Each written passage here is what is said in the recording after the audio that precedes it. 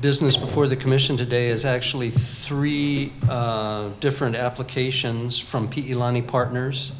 They are applications for an amendment to a rezone, a revocation of an SMA, and an SMA permit application.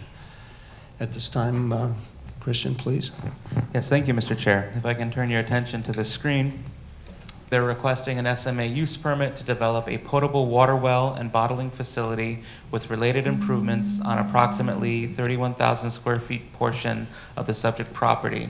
In the early 1990s, the state of Hawaii conducted a drilling project in the area and found a fresh artesian water source at a depth of approximately 1,000 feet. The applicant hopes to harvest this potential resource at an initial draw of 100,000 gallons per day, and based on market demand, increase to 200,000 gallons per day. The bottled beverages would be produced, stored on site and distributed to various local and non-local markets. Here's an aerial photograph of the subject parcel and the surrounding area. Again, you've got Manono Street running generally north-south through the slide, and the county's park complex here. To the east, to the west is the Wailoa State Park and Wailoa Pond. Then you've got Manono Mini Mart and Freddy's Restaurant here to the south. Pi'ilani Street is where they'll be gathering access off of.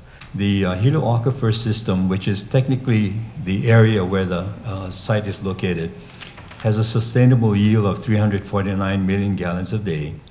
The present and projected water use is 5 million gallons per day, and that leaves you a balance of 344 million gallons per day. The applicant's use is only 0.20 million gallons per day, which is less than 0.1%. And that leaves you a balance of 343.8 million gallons per day. So that's a very, very substantial balance that would remain within the Hilo Aquifer system. However, as Mr. Nance had indicated at the last meeting, the early meetings on this, and in written testimony, the water actually would come from what is technically come from this Onomea Aquifer system. It penetrates below the Mauna Loa lava down into the Mauna Kea lava system, and so that's falls within the Onomea aquifer system. So if you use that as the basis, the sustainable yield of that aquifer is 147 mgd. The projected use, actual and projected use, is also 5 million gallons per day. The balance, that leaves you a balance of 142 million gallons per day, and then after the extraction, you have a balance of over 141.8 million gallons per day. So that's rather sizable. So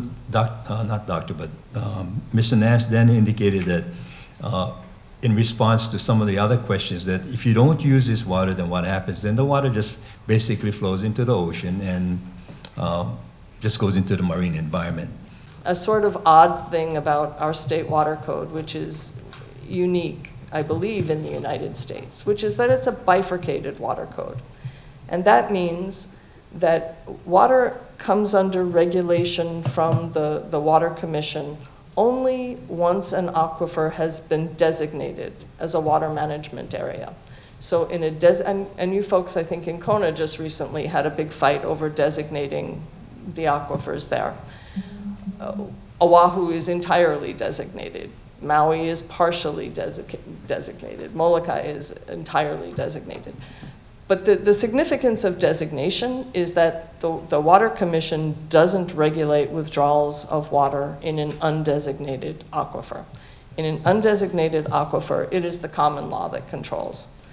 And the common law with respect to groundwater is that overlying owners have the right to withdraw water from aquifers underlying their land in reasonable amounts to the extent it doesn't interfere with any other overlying owner's ability to use the same. It's called the correlative rights doctrine. And so in the absence of designation, that's the common law doctrine that controls the withdrawal of groundwater.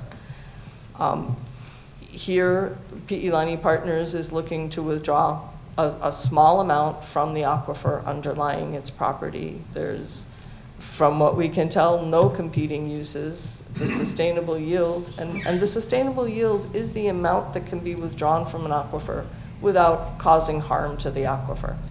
Please proceed to the issue of the royalties then. I will do that. I have to say I did quite a bit of research here. I did not find any direct prohibition on collecting royalties. But that's telling in itself, because in order for a county to levy a tax, it needs direct authority. It needs express authority to do so. And I also did not find that. There is nothing, I started with the specific and I went to the more general. Under the Hawaii Water Code, even the Water Commission does not have authority to impose any type of royalty for use of state water. I'm just speculating, but I can't imagine that there's any difference in water quality between the water in the Mauna Loa aquifer and the Onameo aquifer. Why not just go down, 30 or 40 feet? There's plenty of water very, very close to the surface. I guess that would be like similar to why people want to export the water from Keohole Airport. I mean, off the Keohole coast, because it's perhaps like has different mineral content, nutritional value, or whatever, as opposed to just the conventional water. I mean, I guess people look for like unique type of water, as long as they're potable. What would be really, really good is if there was a way that, there's some proceeds goes to a Hawaiian nonprofit. That would be really good. Somebody got to do them. Hate to say it, if you guys the first, that would be really good, because whoever does, they got to follow your folks' footsteps. It's like something you take, you give back. And I just think that it's a small fraction of contribution that if money that is set aside goes to a Hawaiian nonprofit that is legitimate, that serves the Hawaiian culture, the Hawaiian people, that serves them well, that would be something that I truly feel would be really good. But perhaps if it comes at the legislative level, not necessarily only at the state legislature, but say at the county council, then maybe that could be entertained, because that's a legislative body. I can't come up with a specific language right now for that, because we still need to confer with our client. But if we have some time, between, if you recommend favorably on the change of the time extension, for example, when it hits the county council level in about 6 weeks from now, we can work some language out with the administration, and the director can then share with the commissioners at the appropriate time what was ultimately decided upon by the council relative to this particular issue. I'll kind of share this much with you, and this kind of partially answers, I guess, Commissioner's rapid questions about or maybe someone's question of why don't you stop at Mauna Loa aquifer rather than going down to Mauna Kea? And the reason being is that the applicant is very spiritual, and he believes that having the water from the Mauna Kea system is spiritually so much more unique than the Mauna Loa water. And he has a lot of reverence for Mauna Kea. I move that the request to revoke special SMA use permit number 234 be approved based on the planning director's recommendations, which shall be adopted. And the reason for approving this is that if we approve the other SMA, this thing is going to be moved.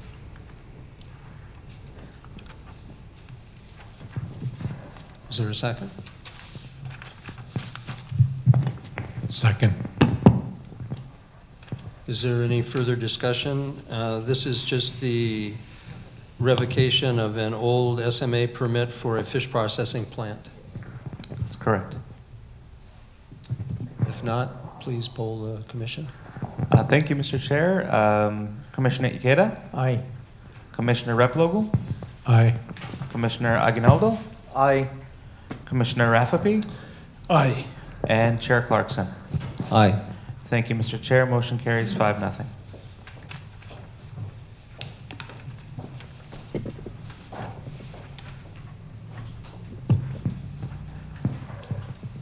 And which of the remaining two applications should be voted on first, in your opinion?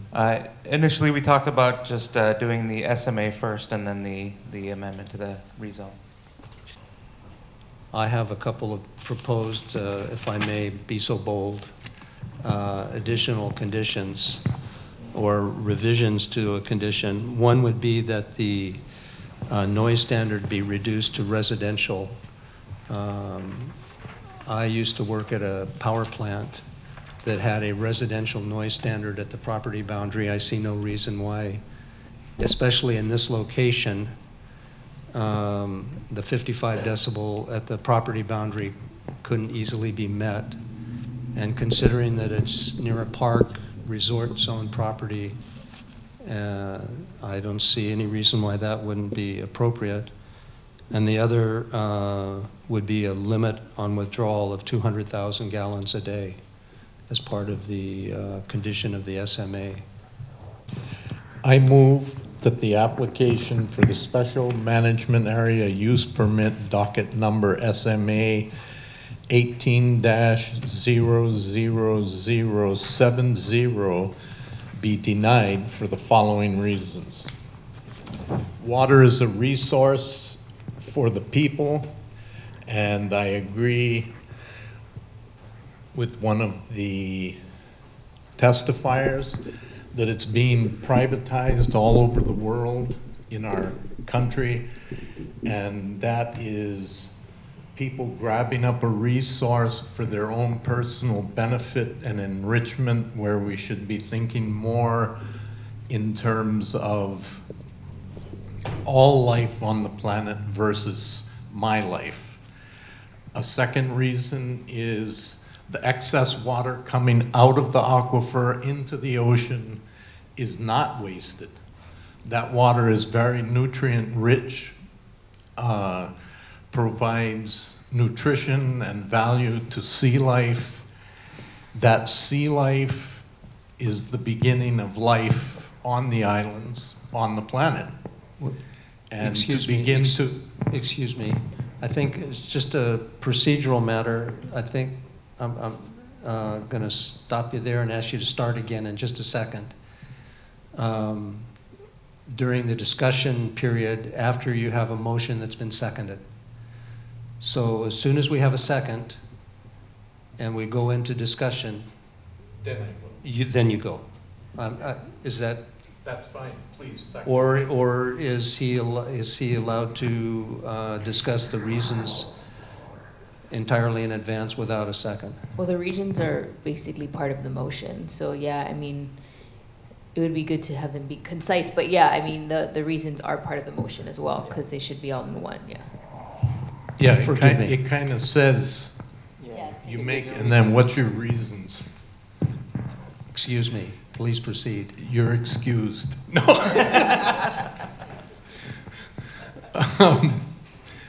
So it's pumping nutrients into the ocean, and that's what has made Hawaii, Hawaii. That's what makes the east coast of the United States the east coast. A third reason is the potential. We talked about tsunamis, but we haven't addressed the potential for sea level rise, which is happening. You can ask people who are living in Miami. But a couple years ago, I saw a presentation put on by the University of Hawaii Marine Biology Department on the potential for sea level rise in the state, and potentially the whole reef runway on Oahu will be underwater at some point. And this is in direct correlation to the CO2 and the petroleum that we are extracting and using, which goes into number 4, the plastic. We are inundated with plastic on this planet. I don't know if any of you have ever gone down to Camilo out in Kau to help with the beach cleanup. They go once a month and they pull about two and a half tons of plastic off that beach every month. The first time we went, we pulled 17 tons. And we all know how heavy plastic is. So that's a lot of plastic. It covers the whole beach. Wildlife are being found with the plastic in them. It's beginning to break up. The bottle caps, they're finding those in birds on Midway. They find the carcasses, and then here's all the plastic in their crop with plastic bottle caps. The planet is warming, or climate change is happening. We can deny it or not believe it, but it is happening. Science has proven this. If we don't start somewhere and make a stand, and to do, however small it is, an action to stop polluting our planet, we are going to be up shit creek without a paddle. Thank you, Mr. Chair. Commissioner Replogle? Aye. Commissioner Rafferty? Aye. Commissioner Aguinaldo? Aye. Commissioner Ikeda? No. And Chair Clarkson? No. Okay, the motion is 3-2. That does not pass. You can consider a motion for approval as well, Yeah. if there is, that particular motion failed. carried, So now there's basically it's Within our authority to deny, if we step outside of that, we are inviting an appeal of our decisions that eventually, if it's not grounded legally, it's going to just come back to us in some way. So I appreciate today's discussion. I wish there was more authority for us to deal with a lot of the issues we have at hand, but we don't. We're not given the authority for royalties. I don't think, we don't have a carbon tax yet for the state. Those are issues that the state are looking at.